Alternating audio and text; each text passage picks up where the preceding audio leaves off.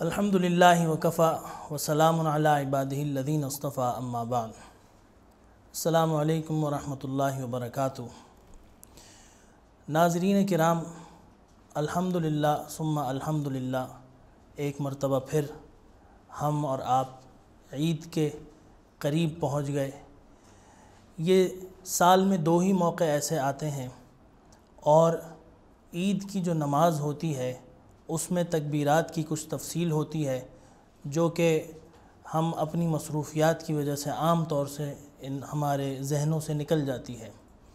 تو اسی وجہ سے مناسب سمجھا کہ ایک مرتبہ آپ حضرات کو ان تکبیرات کی تفصیل بتا دی جائے تاکہ آپ حضرات کو آگے سہولت ہو جائے۔ جیسا کہ آپ کو معلوم ہے 2 رکعت جو ہے پڑھی جاتی ہے عید کی نماز، تو تکبیرات کی تفصیل کچھ ایسے ہے۔ پہلی رکعت کی جو تفصیل ہے وہ یہ ہے کہ امام کی آواز آپ کو آئے گی 4 مرتبہ، وہ اللہ اکبر کہے گا، 4 مرتبہ تکبیر کی آواز آئے گی،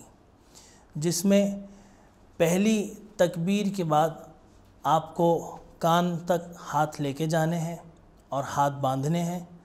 اور دوسری اور تیسری تکبیر میں آپ کو ہاتھ چھوڑنے ہیں، اور اسی طرح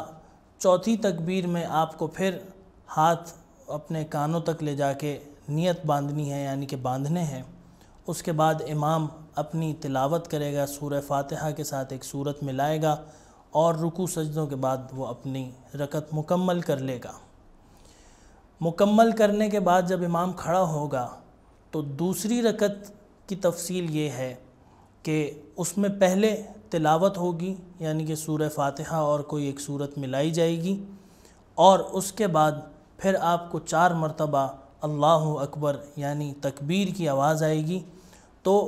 3 مرتبہ میں آپ کو ہاتھ کانوں تک لے جا کے چھوڑنے ہیں،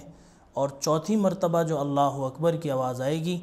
اس کو سن کر آپ کو امام کے ساتھ رکوع میں جانا ہے، بقیہ نماز امام کے ساتھ آپ مکمل کریں گے۔ تو یہ اس کی تفصیل ہے۔ مزید آپ کی سہولت کے لیے اس ویڈیو کی ڈسکرپشن میں تکبیرات کی تفصیل لکھ دی گئی ہیں، وہاں سے دیکھ کر بھی آپ اس کو اپنے ذہن نشین کر سکتے ہیں۔ وآخر دعوانا ان الحمدللہ رب العالمین۔